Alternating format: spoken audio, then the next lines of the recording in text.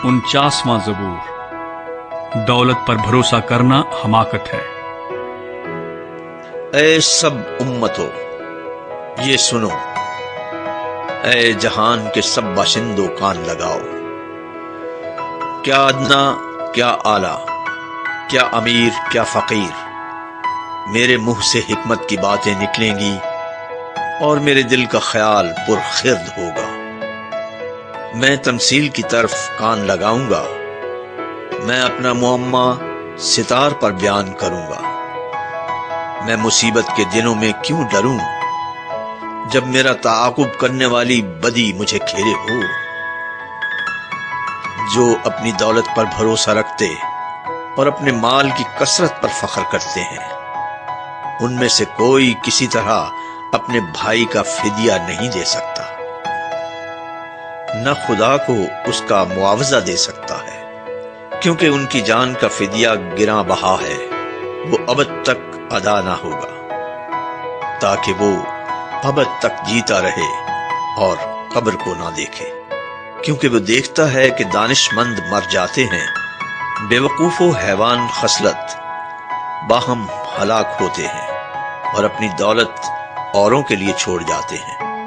ان کا دلی خیال یہ ہے کہ ان کے گھر ہمیشہ تک اور ان کے مسکن پشت در پشت بنے رہیں گے۔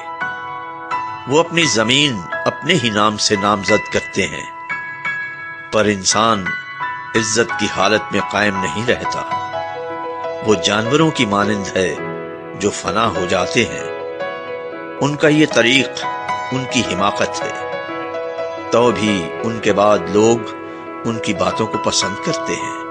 وہ گویا پاتال کا ریوڑ ٹھہرائے گئے ہیں، موت ان کی پاسبان ہوگی، دیانتدار صبح کو ان پر مسلط ہوگا، اور ان کا حسن پاتال کا لقمہ ہو کر بے ٹھکانہ ہوگا۔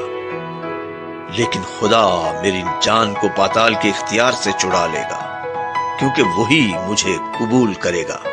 جب کوئی مالدار ہو جائے، جب اس کے گھر کی حشمت بڑھے، تو خوف نہ کر، کیونکہ وہ مر کر کچھ ساتھ نہ لے جائے گا، اس کی حشمت اس کے ساتھ نہ جائے گی، خواہ جیتے جی وہ اپنی جان کو مبارک کہتا رہا ہو۔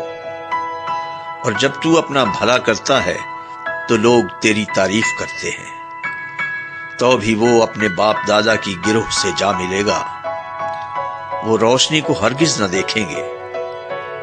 آدمی جو عزت کی حالت میں رہتا ہے پر خرد نہیں رکھتا، جانوروں کی مانند ہے جو فنا ہو جاتے ہیں۔